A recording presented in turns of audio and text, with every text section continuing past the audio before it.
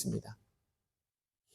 요한계시록 22장 14절에서 21절까지의 말씀을 우리가 함께 보기를 원합니다.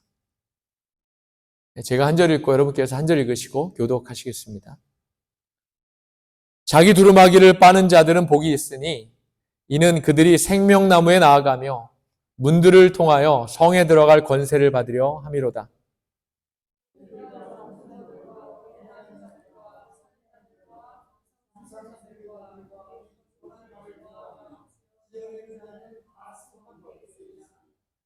나 예수는 교회들을 위하여 내 사자를 보내어 이것들을 너희에게 증언하게 하였노라. 나는 다윗의 뿌리요 자손이니 곧 광명한 새벽별이라 하시더라.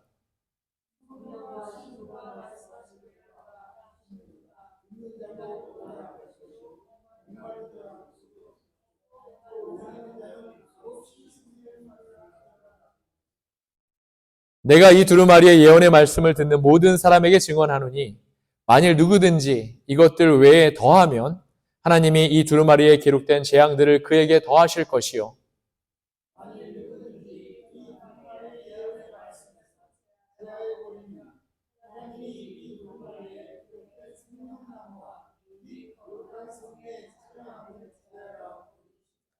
이것들을 증언하시니가 이르시되 내가 진실로 속히 오리라 하시거늘 아멘. 주 예수여 오시옵소서. 주 예수의 은혜가 모든 자들에게 있을지어다. 아멘. 주 예수의 은혜가 이 자리에 있는 모든 분들에게 여러분에게 임하시기를 주의 이름으로 축원합니다. 아멘. 제가 저희 성경 66권 성경부를 하면서 말씀을 나눴던 적이 있는데 개인적으로 성경 66권 중에서도 요한계시록이 오늘날 저와 여러분에게 주어졌다는 사실에 정말 얼마나 감사한지 모릅니다.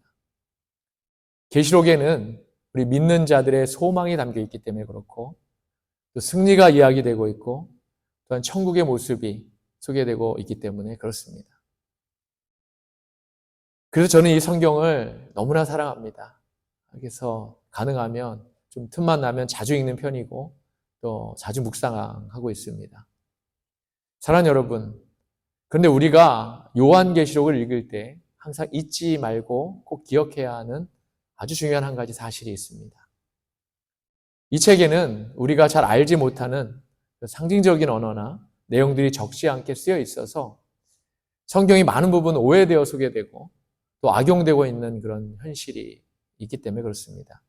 많은 이단들이나 잘못된 해석들의 중심에는 그것이 사실이 아님에도 믿는 자들이 혹할 만한 그러한 정말 그럴듯한 그런 해석들이 실제로 많이 있는 것을 보게 되는데 그들이 아주 중요한 사실을 호도해서라고 저는 믿습니다. 그것이 뭐냐면요. 바로 요한계시록 이 성경은 성령이 교회에게 하시는 말씀이라는 사실입니다. 할렐루야. 마지막 때에 교회가 그 믿음을 끝까지 지키고 그 어떠한 사탄의 계략과 공격과 핍박 속에서도 끝까지 승리하는 믿음. 또 그 믿음을 통해 우리 성도의 구원을 완전히 이루게 된다는 약속의 말씀이 바로 계시록의 말씀인 것이고 그 사실을 교회가 반드시 깨닫게 하기 위해서 하나님께서 성령님을 통해 말씀하게 하신 것을 기록한 책이 바로 요한계시록이지요. 우리 주님이 돌아가시고 부활하신 후에 제자들을 떠나 승천하시면서 그들에게 속히 다시 오시겠다고 약속을 하십니다. 그 약속을 통해 오순절 성령의 강력한 임하심이 있었고 그래서 이 땅의 교회가 이제 탄생하게 되었던 것이지요. 그렇게 예루살렘 교회가 세워지고 이 공동체를 통해서 먼저는 유대인들에게 그리고 그 다음에는 저희와 같은 이방인들에게까지 복음이 전해질 수 있었던 것입니다. 그런데 어느 정도 시간이 지나면서 예루살렘 교회에 외부적으로는 유대인들로부터 핍박이 있었고 또 내부적으로는 유대인 크리스천들에 의해서 이방인 크리스천들이 또 따돌림을 당하고 이렇게 시작되면서 이제는 믿는 자들이 곳곳에 흩어지게 되는 디아스포라가 이제 이어지게 되는 거죠. 그러던 것이 주 50년 후부터는 거기에 더해서 로마 제국으로부터 특별히 로마 제국의 황제로부터 본격적인 박해가 초대교인들에게 행해지게 되었던 것입니다. 네로 같은 악한 왕은 자신의 정치적 위상 때문에 초대교인들을 로마에 불을 질렀던 사람들로 덮어 씌워서 이로 인해 적지 않은 크리스천들이 죽음을 맞이하고 그들의 믿음의 선택에 대한 강요를 받게 되는 그런 시간도 있었지요.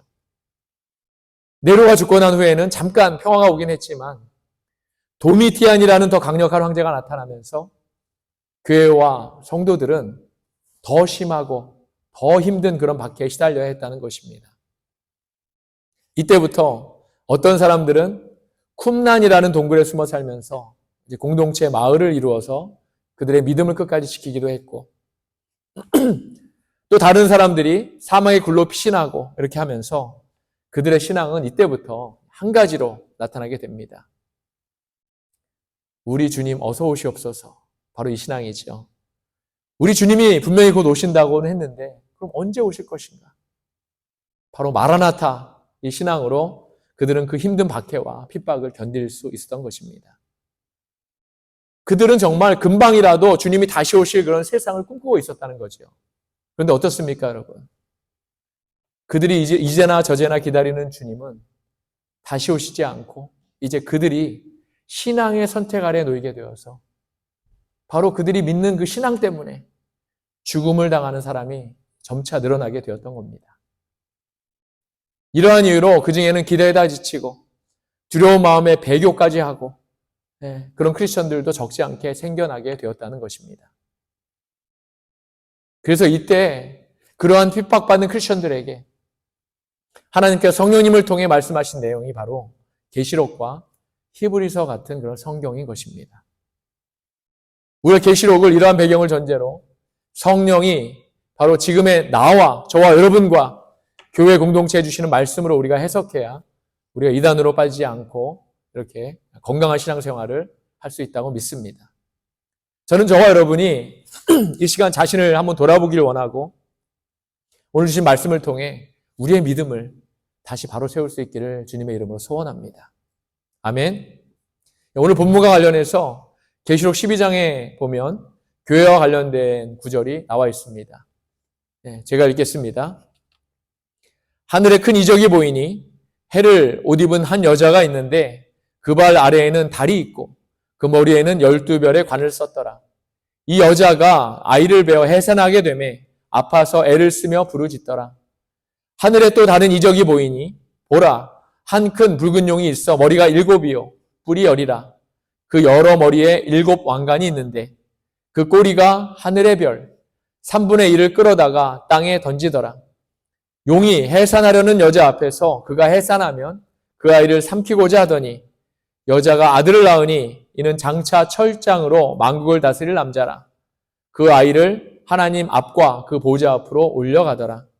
그 여자가 광야로 도망하매 거기서 1260일 동안 그를 양육하기 위하여 하나님께서 예비하신 곳에 있더라.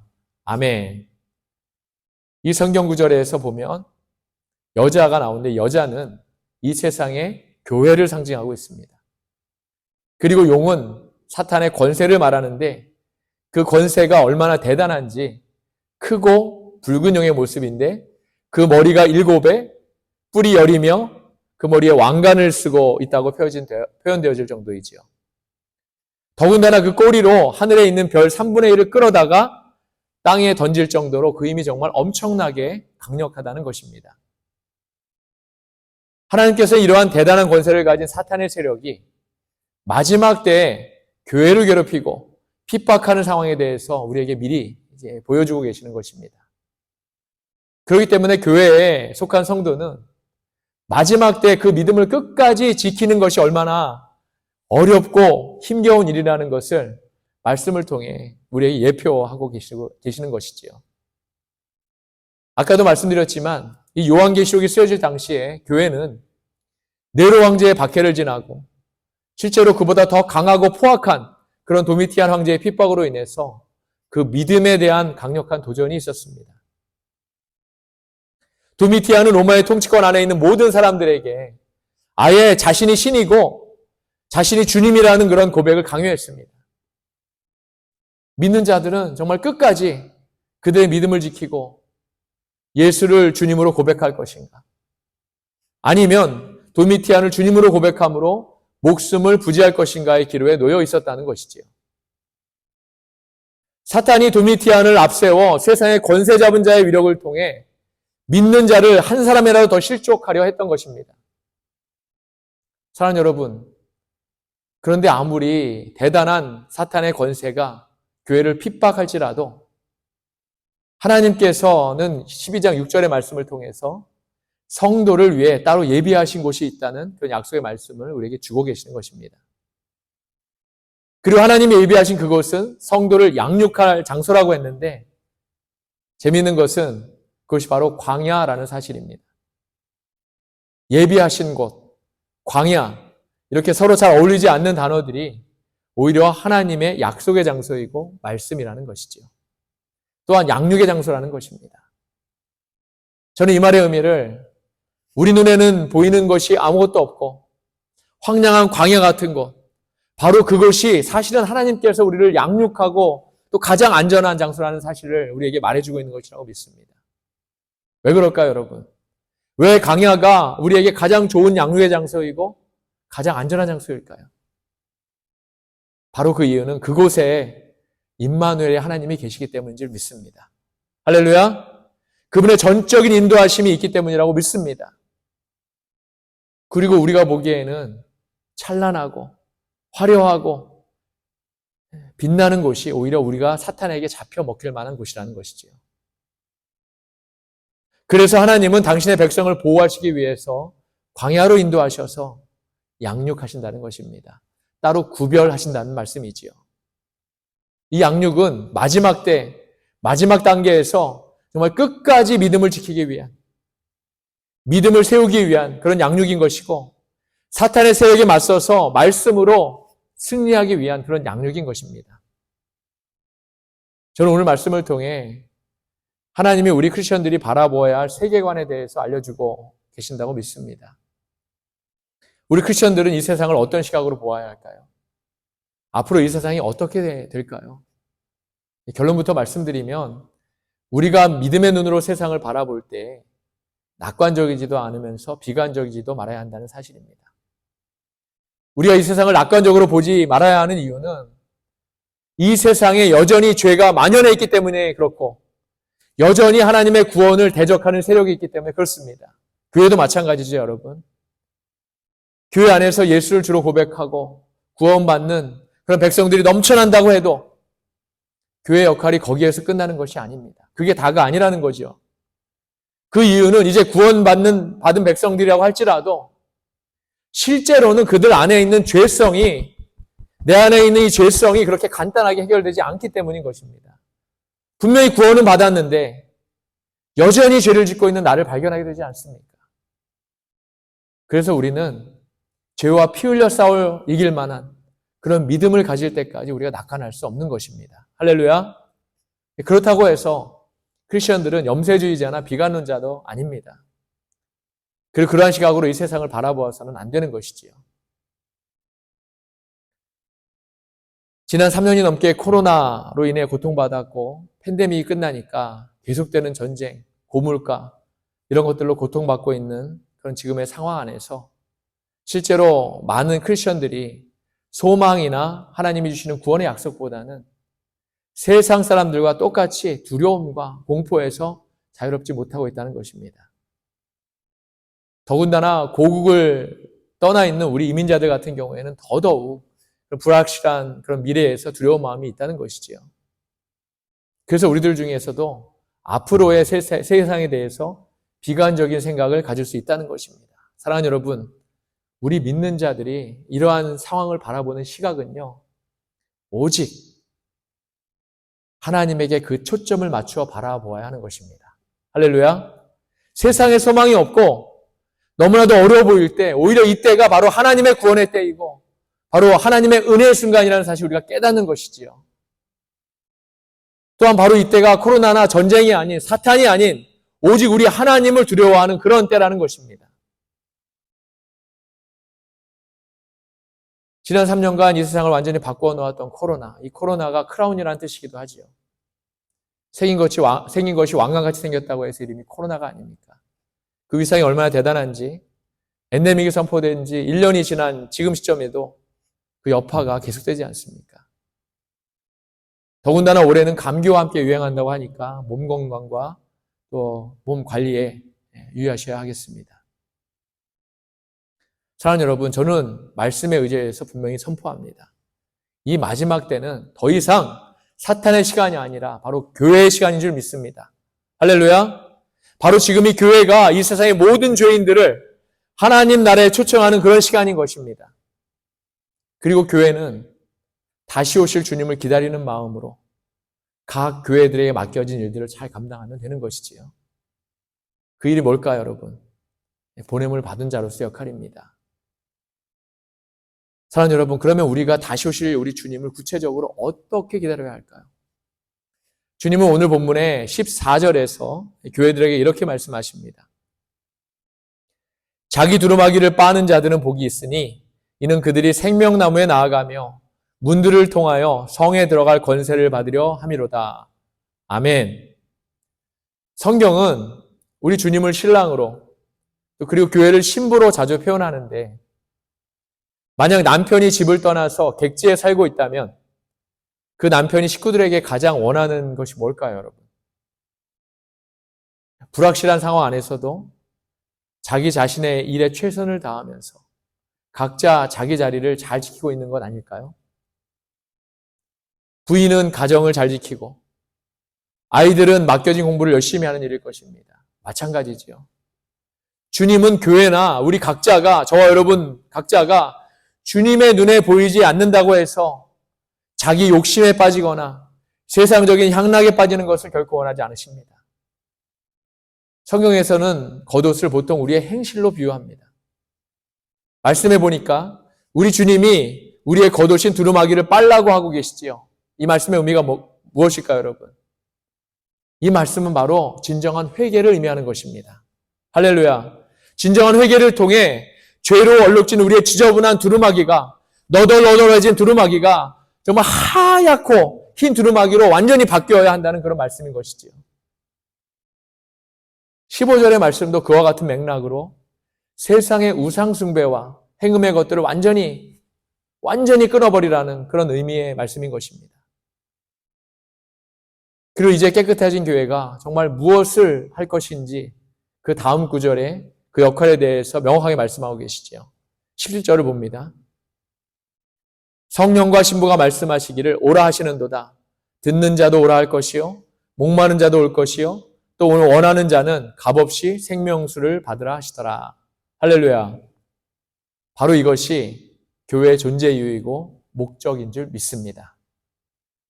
세상에 있는 사람들을 참된 생명으로 초청하는 일, 바로 이것이죠, 여러분.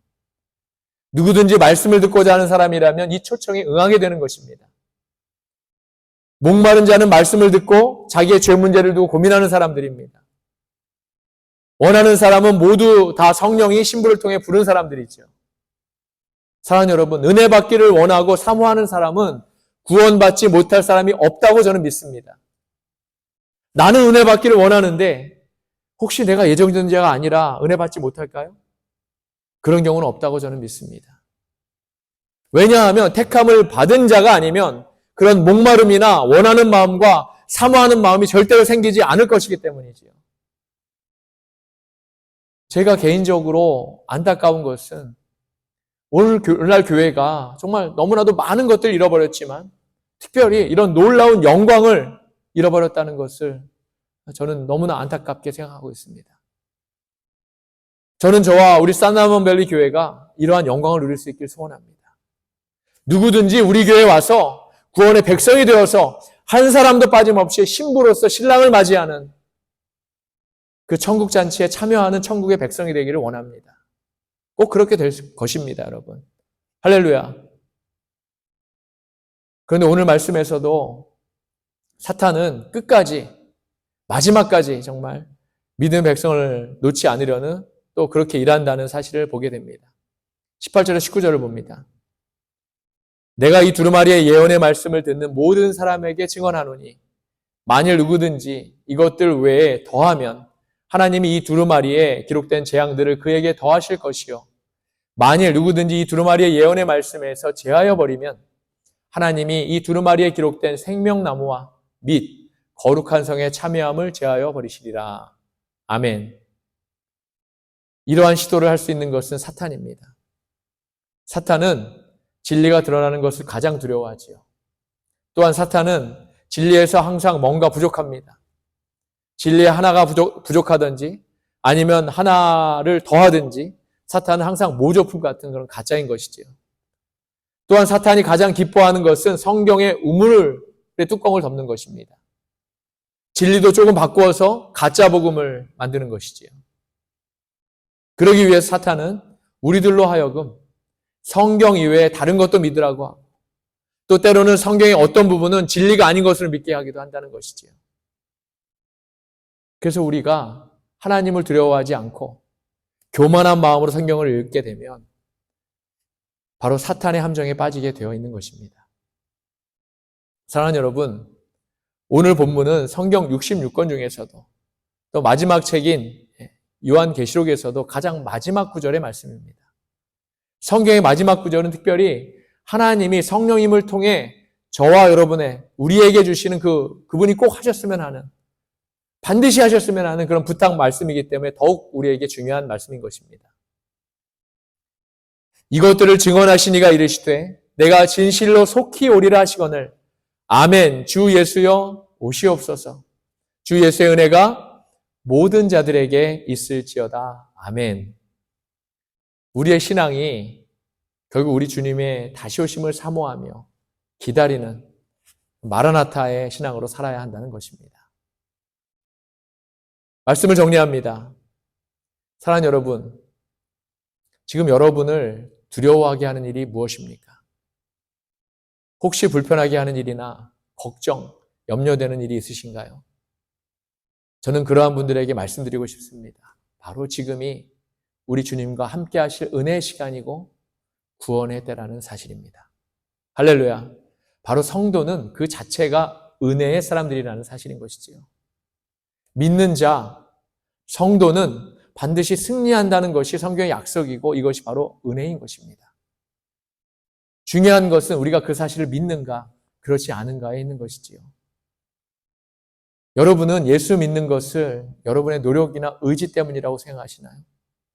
하나님을 기쁘시게 하는 일이 열심과 그것을 이뤄낸 결과라고 믿고 계시진 않으신가요? 예수를 믿는다는 것은 우리가 예수 안에 있다는 다른 표현인 것입니다. 그리고 우리가 예수 안에 있는 것은 우리의 노력이나 의지가 아닌 전적인 하나님의 은혜인 것이지요. 이것이 바로 성도의 은혜인 것입니다. 하나님은 저와 여러분의 존재 그 자체로 기뻐하시고 만족하십니다.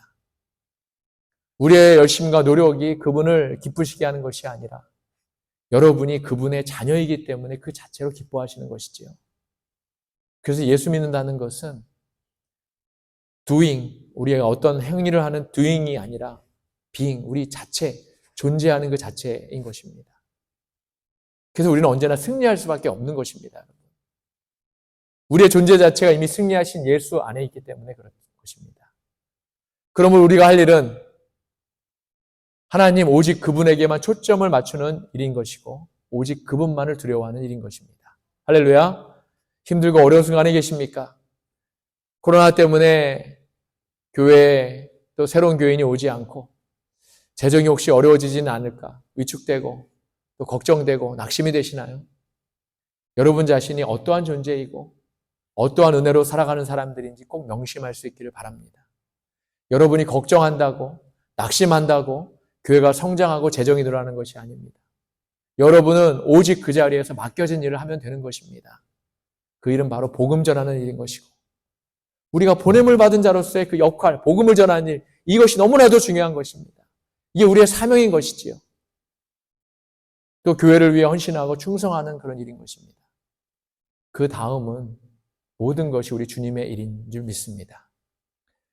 성도와 교회를 주관하시는 분은 오직 우리 주님이십니다. 할렐루야.